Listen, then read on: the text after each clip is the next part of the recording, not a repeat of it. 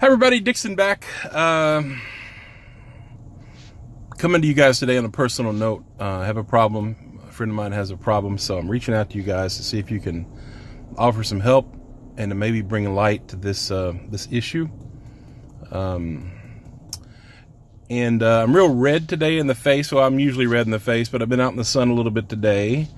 And I get the strangest comments from people. I don't know what the fuck is going on. I don't know if they do it for attention or they're just crazy, but I get the weirdest. People are accusing me of drinking.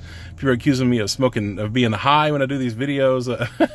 I wish I was high. I would like some marijuana. Believe me, I would. I don't have any, but I would definitely like some. I don't drink, very little, if at all. But anyhow, no, I'm not high. People are accusing me of smoking pot. They say the craziest fucking things. But anyhow, guys, this is an important subject, and I just wanted to share it with you, and I want to bring attention to this because some of you may know my mom was mentally ill. She was paranoid schizophrenic, and so I have a big place in my heart for mentally ill, and I hate the stigma that's attached to people that are mentally ill. And I have a dear friend who is suffering from severe depression and even worse. And I'm worried and I'm upset. He's my best friend and somebody that I love dearly, like a brother. But anyhow, and so I've known this friend now for almost 30 years, about 28, 29 years we've been friends. And I had clinical depression when I met him. And right away, we found a bond of, we were both in art school, and a bond of creativity, and a bond of laughter and comedy. And the guy's incredible, and I'm his biggest fan. Or if I'm not, he's got plenty of fans, I'm sure, but I'm definitely admire him more than probably anybody, and respect him more than, and I know him better than probably anybody, than most people too. But anyhow, getting back to the point. I met him in 1990, and as some of you know, I had a clinical depression from the time I was 18 to 28, and almost died a couple of times from drug abuse.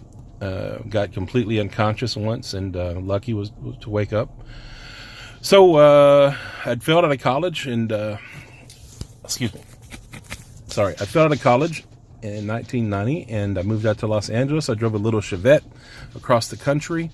1983 Chevette with no AC. I didn't know there was a desert in Arizona because we didn't have cell phones back then. And I was alone and I had very little money, but I wanted to go out to LA to pursue an acting career. So I drove from Waverly, Tennessee, all the way out to Los Angeles, California by myself with just a little map, and wound up getting dehydrated and too damn hot without an AC in the little Chevette in the Arizona desert. By the time I got to LA, I had to be hospitalized.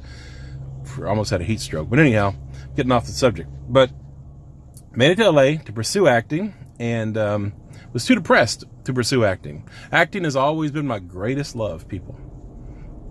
And I don't act when I do these videos. I talk from my heart. And that's one reason I stopped doing the character, because these subjects that I talk about are serious. So I stopped doing the character because I guess it's more comical. But anytime, of course, I did the character, I spoke from my heart. But I didn't want to take away from the credibility of what I'm trying to do, reaching out to white America, talk about issues of race. But anyhow, back to the problem. So when I'm in LA pursuing acting, I can't even get to an audition because I'm so depressed. I finally get a job working at Circuit City. I worked there for 2.5 years and was very thankful to have the job, but I wound up abusing drugs while I was working. I almost died, like I said. But during this dark days, I was all alone in LA. And only 2 people in my life that got me through this dark time, or I would be dead if it weren't for these 2 people. Number one was my mom, who was mentally ill, but her love, unconditional love for me and everybody else was incredible, and her support was there. She called me 3 or 4 times a day at work or when I was at home. We didn't have cell phones.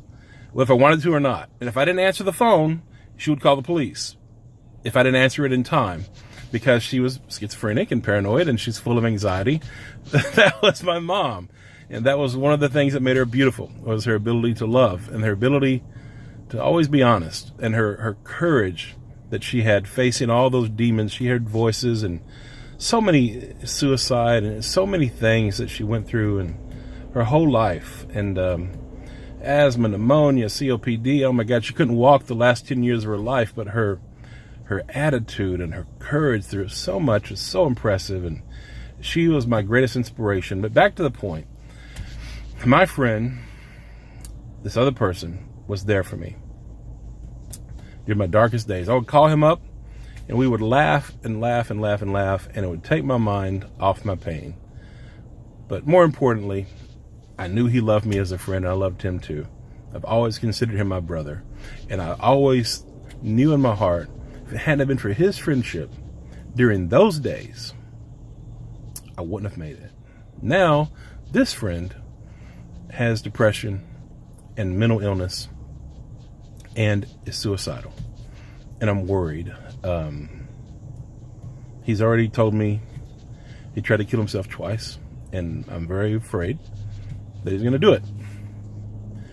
And I'm upset, and I'm worried. I'm trying not to cry on camera. That's not what I want to do. But I don't know what to do. So I'm reaching out to you guys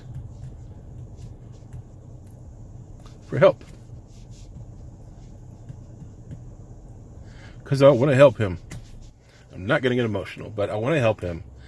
So if you have been through this, through friends or family or loved ones,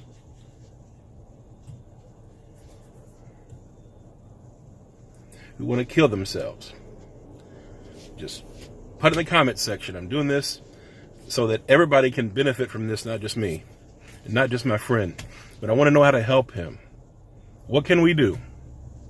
If you guys have a suggestion, leave in the comments. Let's talk about mental illness. Let's talk about suicide. Let's figure out a way to help each other, to deal with mental illness, and to figure out how to help people, if you know a way, how to help people that are suicidal. He's seen a psychiatrist, but I don't think he's getting better. So anyhow, thank you guys. Sorry for the emotion. Thank you.